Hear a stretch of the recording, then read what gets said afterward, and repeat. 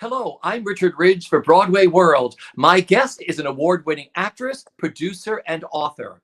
She made her Broadway debut in the Tony Award-winning revival of La Cage aux Folles. She has appeared on television in Unbreakable Kimmy Schmidt, Royal Pains, Rules of Cool, and the new film Pitching Tents. And she stars in the upcoming short film Love. And she has just released her brand new book called hashtag BYOP, Be Your Own Producer. Please say hello to Ashley Kate Adams. Hi, Richard. Thank you so much for having me. Okay, I'm obsessed with your book. So I read the book twice already, just so you know. Oh my goodness. Well, this is so kind of you. This is so great. Because it's how to be your own producer in your life, in your career. It's so wonderful. First, before we get talking about the book, how are you and where are you? Hey, I'm doing great, rolling with the punches, right? In the pivots of this pandemic. And I am still in Long Island City, right here in the heart of New York. So about 11 minutes from Times Square on that 7 train. I'm still here holding it down. I love this. With the vaccines rolling out and talk of a theater coming back, have the days gotten a little better for you now? Yeah, it's definitely feeling more hopeful. I Yeah. think everyone is starting to have a bit more confidence that we know that people might be able to really start getting back to work, hopefully at some point within the fall in a very serious manner. So everybody's spirits are up. I think, levity is coming and everybody's feeling really hopeful. So what has this year been like for you? Whew. This year has been really interesting for me because when we are kind of in this rat race of Broadway and television and film and, always trying to audition and remain really present in that area of the entertainment sector, right? There's not much time for reflection. So for myself, this past year has really been focused on kind of like cultivating my own brand. And I did start my production company, AK Studio Productions, 9 years ago in response to that quick Broadway debut and upset. But I feel like with creating the creative consulting with BYOP, it's been really exciting to just help other artists navigate kind of the grief and the challenges throughout this time. And, here we are now, and it's all in a book, which is crazy to think. Okay, we have to talk about this. Congratulations on your wonderful new book called hashtag, I love that, BYOP, Be Your Own Producer. How did you come about to write the book? So in actually February of last year, I had been teaching like one-on-one clients, helping people produce their own web series or maybe produce their own album or other creative works, right? Helping them navigate life decisions, maybe possibly changing agents, right? All different things within the entertainment world. And I was meeting with my literary agent at the time, and I just mentioned, I said, do you feel like these teachings could ever translate into a book? And she was very kind. Her name is Amy Wagner at A3. And she's like, I would like ruminate on that and see if anything comes out of you, just like naturally. And that day I was babysitting, and in the waiting room, I wrote an entire outline of the chapter titles. And I was like, okay, maybe I'm on to something. And then the shutdown happened literally the next month. I had just made an outline and I was like, well, there is no time like the present. And it just so happened, an advisor I was working with, he was like, you know what? I have a gentleman I can introduce you to, the head of Morgan James Publishing. And I pitched him in a pitch meeting that was supposed to be, a 15-minute, thank you so much, here's my idea, turned into an hour call. And they offered me the opportunity the next week. Couldn't believe it. Congratulations. Thank you. You have so cleverly broken the book into 4 parts. Let's talk about them. Yes. Tell me what those are. So part 1 is identity. So what is that part about? So identity is about reflecting on your current artistic identity from the way that others observe you, but also the way that you want to be perceived yourself. And it's leaning on the crux of the book, which is chapter 1. No one can give you the permission to create but yourself. So if there is something that you're dying to do inside as an artist, right? It's like you are the person that can choose to open that door or keep that door closed, regardless of what your collaborators might think, regardless of what your agent might think you can do or can't do, regardless of what the industry is expecting from you, right? It's about you taking that inventory and realizing that you can begin to show up for yourself and your creativity in that way every day. Beautiful. Okay, now part 2 is inspiration and the idea. Now, what's that? Yes. So inspiration and the idea is talking about when you as the artist have that, incredible moment, right? Maybe one day you wake up and you're like, man, I'd really love to write a screenplay about this topic, or maybe I should start my own interview series, right? It's that moment as the artist where you feel inspired and you're like, I have this inkling that I might be onto something. And what it does within part 2 of the book is it literally walks the artist through step by step, taking further inventory of, okay, how can I really start to get my ideas, line them up in a row so I can actually be ready to take action, which is part 3. Now let's talk about part 3, action. Yeah. So with taking action, I believe that is the one thing that sets all wonderful, great, and creative ideas apart, because I feel like so many of us, right, we have that impetus. That's what it's like to be an artist, to bop around in the world, to be inspired, to want to translate things. But the hardest thing to do is to show up and remain consistent. And the other hardest thing to do is to jump into that fear of the unknown. And I think what people begin to realize when they do it is we're all the same. We're all just trying to make things happen, right? And so it breaks down how you can basically navigate your action steps. And I do give you sections that are kind of like a workbook almost at the each of the chunks of chapters in the parts of the book, so you have direct action steps that you can take to make your dreams or your ideas a reality. Then there's part 4, which is be your own producer. Yes. So with BYOP, be your own producer, some coaches and teachers are like, come to me because I want to teach you everything and I am the end all be all. You must take my type of acting course, right? No, my goal is to make you self-sufficient. And one of the main things that you have to have, qualities you have to have, if you're going to continue to cultivate and create your own work and create longevity and of a lifetime in this incredible industry, is you have to be able to take your own initiative, have the confidence to do so, and have the confidence to navigate, right, all the twists and turns. I mean, look at this past year. Right.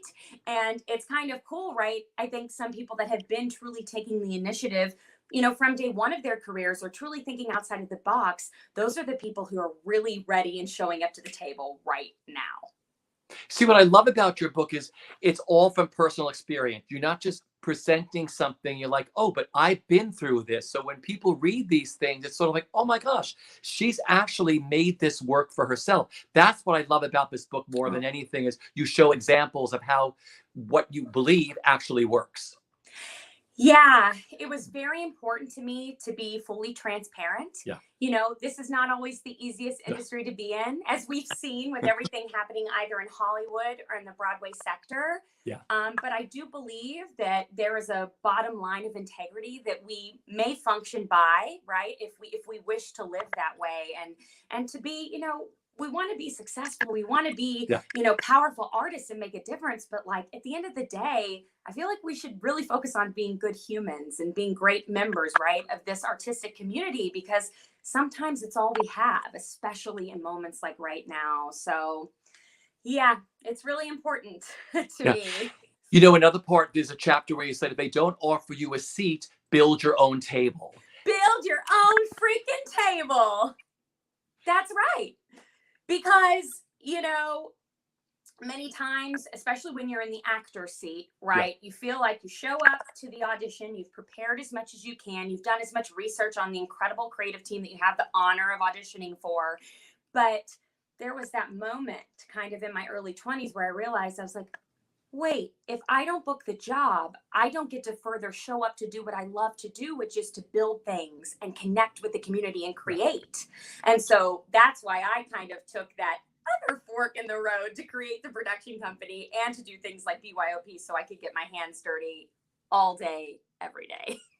But another great part of your book is putting a team together to work on a project. And I love how you flip it around where you're like, you some people be like, oh my gosh, these people are taking this meeting with me. But you say, wait a minute, what are they bringing to this? I mean, can we work well together? You know what I mean? I just love when you're like, are they really invested in this, and can we work together? And I think that's a really great way that you look at this, as opposed to just being excited about someone saying, oh yeah, they want to work on my project. But are you going to be able to work together, and do they really have the best interest of the project in mind? Absolutely. Do they have the best interest of the project? Yeah. Do they have your best interest at heart? Because when you're sitting in the jump seat as an actor, your representation is the one that is doing multiple business deals for yourself. Yeah. Same thing, right? If you're producing a film or producing theater, your name might be underneath a producer that you do not agree with their ethics or their business principles. So it's really important that when you decide to come onto a project, whether it be as an actor, writer, producer, educator, do you vibe with the ethics and the business morals of that person that you're joining forces with? Yeah, I really love that when people, shouldn't just get excited about someone taking a meeting, but really, do they have the best interest of the project, and can you all work together, and you're all on the same page? I'm fascinated by that. You made your Broadway debut in La Cage aux Folles.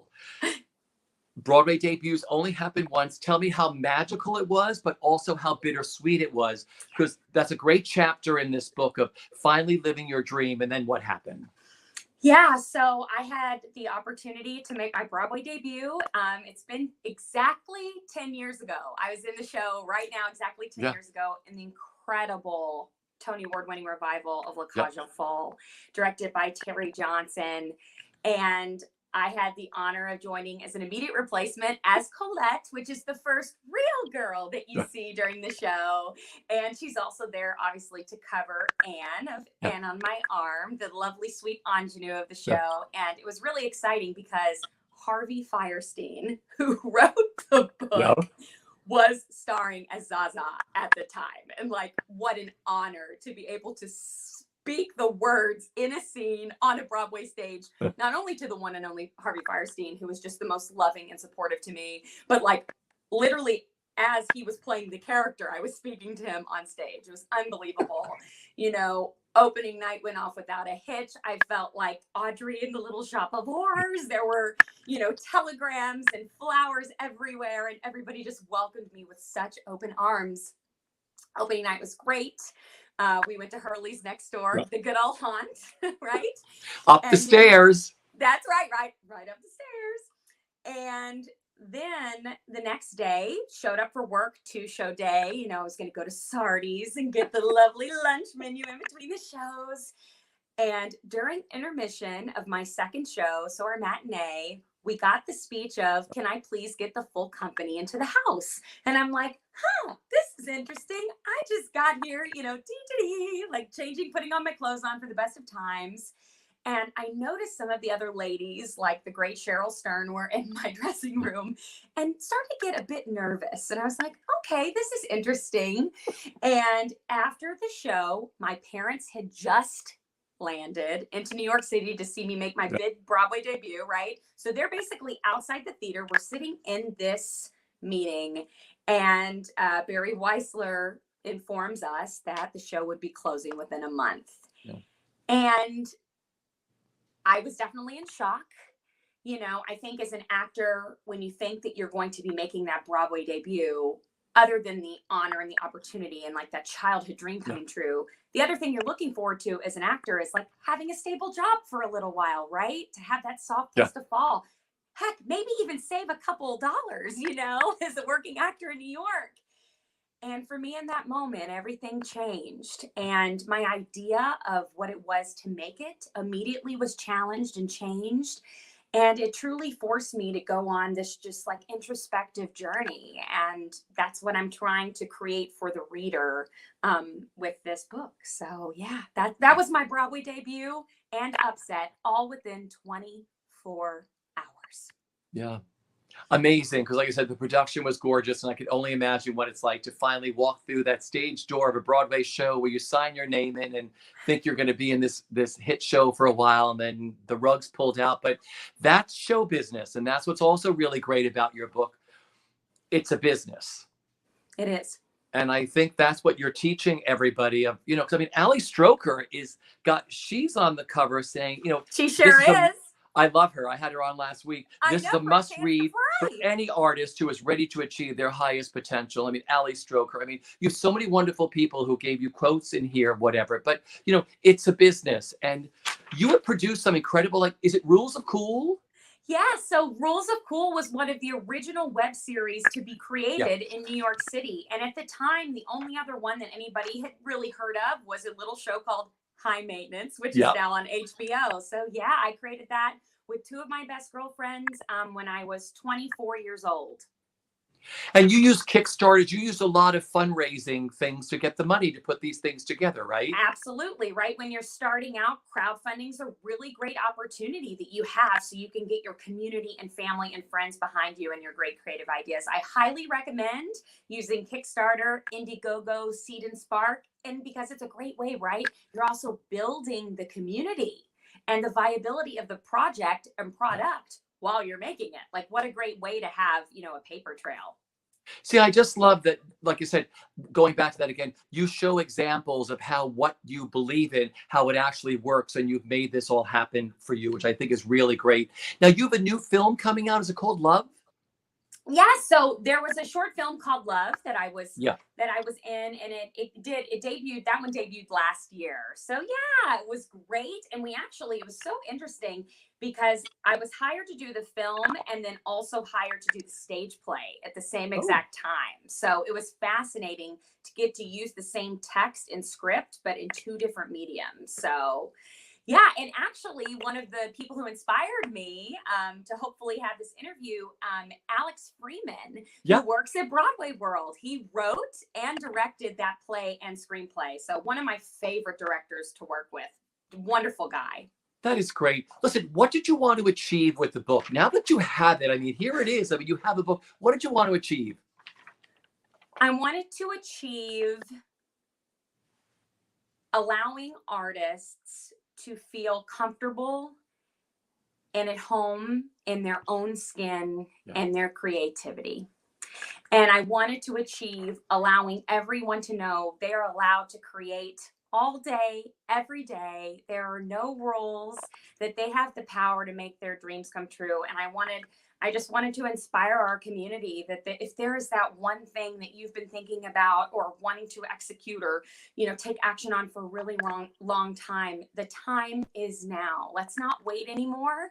And I'm going to be here to cheerlead and encourage you on from the sides. I think you've answered my final question was like, now that there's talks of, the theater returning everywhere, films already started in TV. How is everyone starting out again? Like, is everyone starting at the same level and working their way up again? Like, what do you think about that? Yeah, I believe that especially as actors or creatives in this industry, your credentials, even if you will, or your career, right? It's never linear. So I hope this encourages people at this moment who feels like maybe their voices have not been heard or they have not been seen yet as an artist. I think it's kind of a great blank slate for us all to begin. And I want to encourage people, right, as we go back out to be a part of other people's, great machines or jobs or productions, why not also throw a little magic into the pot and have your own going at the same time? Because some of the most rewarding times, I think, in your career are when you're working with other people, but you're also working for yourself. And then you get to choose what things are the best for you to be working on as the artist. So finally, as I'm holding up this book, what are you the proudest of? Whew. Not giving up. I think when we lose wonderful things in our life, and I talk about a big professional loss in the book that I lost and that I didn't get to keep hold of the way I was proud of. And I also went through a personal loss as well, the loss of my father and the Broadway upset, right? There have been so many times in my life where I could have said, okay, I hear you. I'm done. I give up. It's too hard. And I'm proud of myself for following through and That being is true to beautiful. myself. That's what it's all about. Like I said, the book is called #BYOP, Be Your Own Producer. Ashley Kate Adams, this has been great catching up with you today on Broadway World. So great to see you, Richard. Thanks for having me. Take care, everybody. Stay safe and buy this book. Take care.